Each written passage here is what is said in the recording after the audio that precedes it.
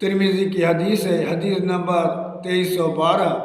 حضرت ابو ذر رضی اللہ تعالیٰ عنہ فرماتا ہے کہ اللہ کے نبی نے فرمایا کہ جو میں دیکھتا ہوں تم نہیں دیکھتے، جو میں سنتا ہوں تم نہیں سنتے۔